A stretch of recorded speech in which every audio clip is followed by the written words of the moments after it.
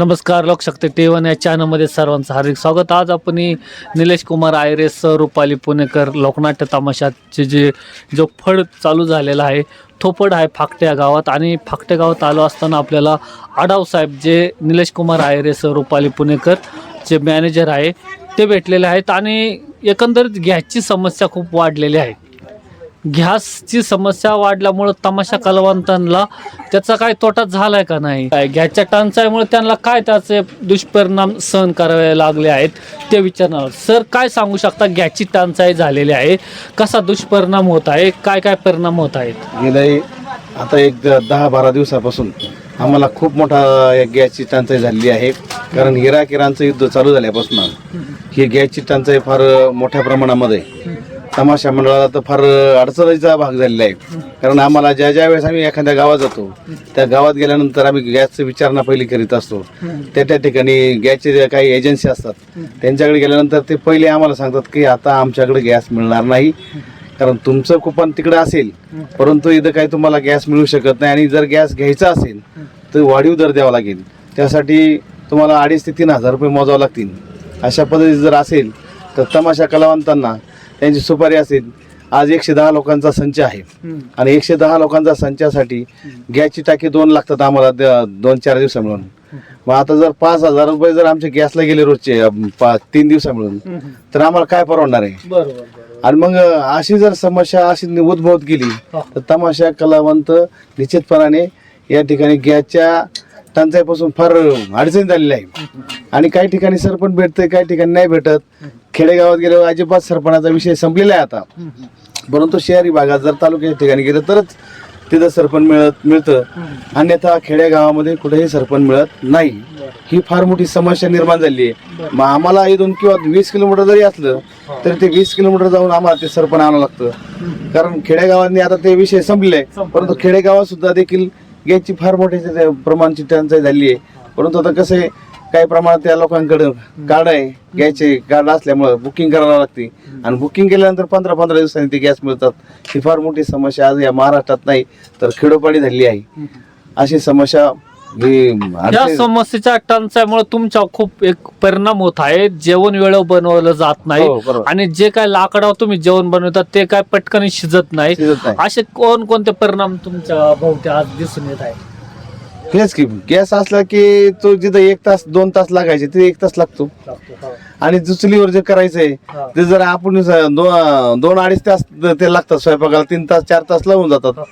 तर गॅस जर असलेला आमच्याकडे तर गॅस मध्ये 2 तासात आमचं सगळं जेवण होऊन जातं. कमी वेळेत तुम्ही गॅस जर असेल तर कमी वेळेमध्ये आम्ही सगळं हे करतो, परंतु जेवण बनवतो. परंतु गॅस नसल्यानंतर आम्हाला 4 ते 5 तास याच्यामध्ये जातच असतात. कधी कधी ओलं सरपण असतं ते पेटत नाही, ते अनेक अडचणी असतात. मग ते पेटता हे करता इकडून तिकडून पेटलं का मग ते हे भात भाजी करणार, भाकरीला अडचण येणार. या सगळ्या समस्याचं एक मूळ कारण आता झालेली गॅस. आणि प्रत्येकाला असं म्हणजे गॅस शिवाय पर्याय नाही. आणि आज चुलीचा त्रास प्रत्येकाला होतो. धुरामुळे आणि आजार होतात माणसाला, धुराने त्रास होणार माणसाला. गॅस असल्यानंतर कुठल्याही प्रकारचं गॅस पासून काही तोटा होत नाही माणसाला, किंवा त्याच्यापासून माणसाला दुष्परिणाम पण होत नाही. परंतु ज्यावेळेस आपण चुलीवर सरपणावर करतो त्याच्या धुरामुळं आमच्या माता भगिनी आहे, माऊली आहे, यांना खूप तसा धुराने त्रास होतोय. आणि ती आज मोठी अडचण त्यांना सहन करावी लागते गॅसमुळं. आणि गॅस असल्यानंतर त्यांना ही काही अडचण येत नाही. असं या ठिकाणी आम्हाला गेले 15 दिवसापासून जाणवतंय. आणि निश्चितपणानं ही लवकरात लवकर समस्या सुटावा ही शासनाकडे आम्ही प्रत्येक लोकांनी, तमाशा मंडळाच्या अध्यक्ष उपाध्यक्षांनी ती मागणी केली आहे.